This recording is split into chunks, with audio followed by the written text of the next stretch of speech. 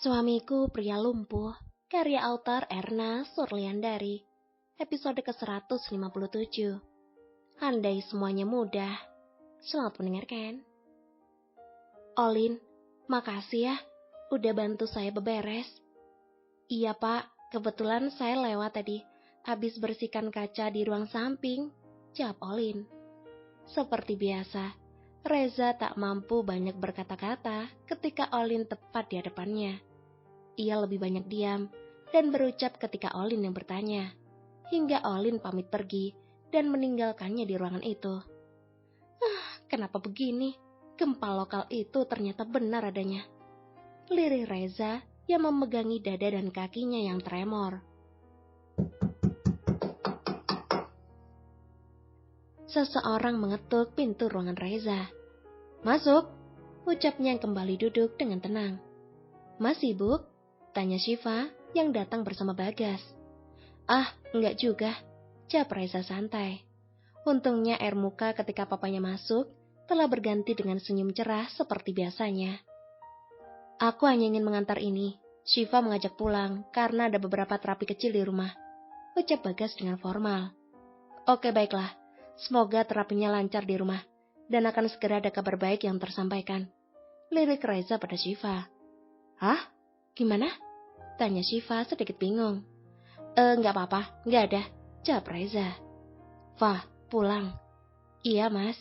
Syifa pun mendorong Bagas dan mereka berjalan keluar dari kantornya.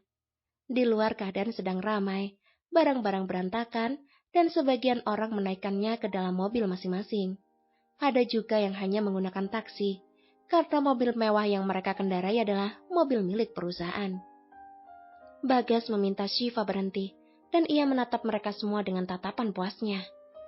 Kau telah menghancurkan kami sehancur-hancurnya, ucap seseorang yang menghampirinya. Hanya tinggal menunggu waktu.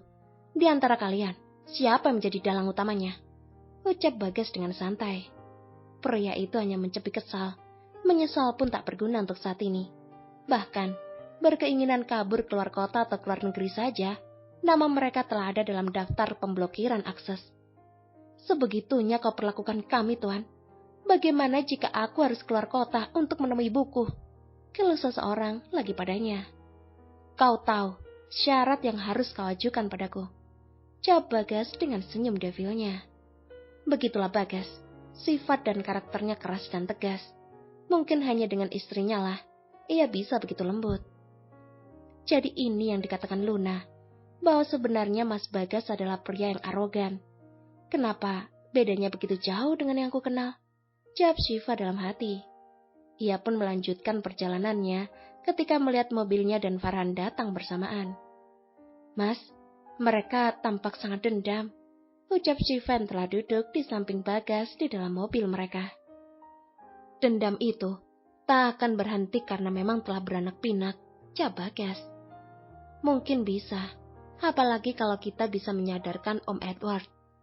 Humairah, andai itu mudah, maka perselisihan ini tak akan bertahan seumur hidupku, bahkan lebih, karena sejak Mama dan dia masih remaja, balas Bagas, dengan meraup wajah Syifa yang begitu menggemaskan baginya. Oke, baiklah, tapi tidak salahnya untuk terus mencoba, harap Syifa. Bagas hanya menganggukkan kepala, ia paham jika Syifa belum mengerti betul bagaimana keluarga itu. Ia yang masuk secara tiba-tiba, dan tanpa mengetahui sama sekali seluk-beluk keluarga mereka yang rumit. Bahkan, Bagas hanya menjelaskan intinya saja kala itu.